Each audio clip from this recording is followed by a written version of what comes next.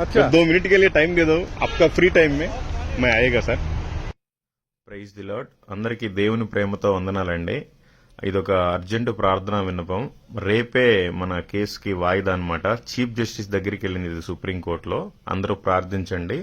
మన case number రేపు 30వ తేదీ 26వ నంబరు 26.1, 26.2, 26.3, 26.4, 26.5, 26.6 వరకు మందే అనమాట.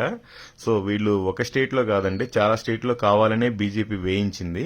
సో రేపు అన్ని కలిపి సుప్రీంకోర్టులో జరగబోతుంది అనమాట ఈ డిస్కషన్.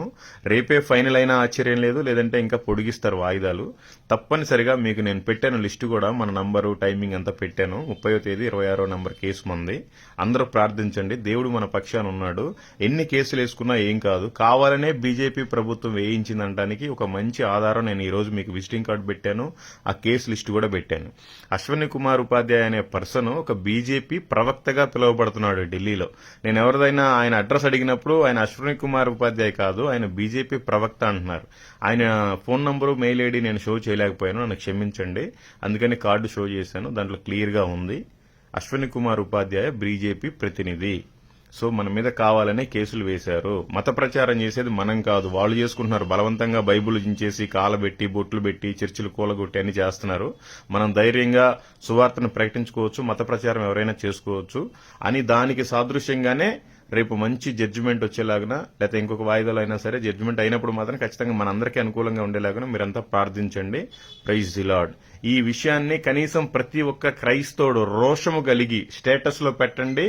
ఒక్క మనిషి 100 మందికి షేర్ చేయండి. ఇది అందరికీ తెలియాలి. ప్రార్థిస్తేనే దేవుడు ఏదైనా చేస్తాడు.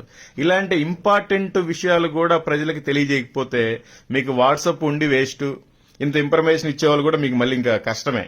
ఏదో ఊరికే అందరూ అక్కడ లోకల్ విషయాలు చెప్పుకుంటే ఏం ఉపయోగం లేదు. పాపం చాలా మంది ఉపవాసాలుండి ప్రార్థనలు చేస్తున్నారు. వాళ్ళకి సత్యం ఏంటో తెలియాలి కదా. ఇదిగో నేను చెప్తున్నాను సత్యం. ఆయన అధికార ప్రతినిధి, దానికి ప్రూఫ్ మీకు విజిటింగ్ కార్డు పెట్టాను. ఆయన నేను కలిసినట్టుగా మీకు వీడియో పెట్టాను. కేసు పేపర్స్ అవి అసలు బయటికే రావు. చాలా చాలా అంటే చాలా దేవుడు కూడా సాయం చేశాడు. ఆ పేపర్లో చూసి నేను మీకు చెప్తున్నాను. మన కేసు 26వ నంబరు. అందరూ ప్రార్థించండి, అనేక మందికి షేర్ చేయండి. సిగ్గుపడకుండా షేర్ చేయండి, స్టేటస్ లో పెట్టండి, దీన్ని వైరల్ చేయండి. ఎందుకంటే అందరూ ప్రార్థన చేయాలి. ప్రతి క్రైస్తవుడు ఈ ప్రార్థనలో పాల్గొనాలి. ఎందుకంటే ఆయన రాకడ సూచనలు బహువేగంగా వస్తున్నాయి. మనమంతా ప్రార్థనా పూర్వకంగా మనం ఇంకొన్ని రోజులు ఇంకొన్ని ఆత్మల రక్షణలోకి నడిపించడానికి మత ప్రచారం చేసుకోవాలి.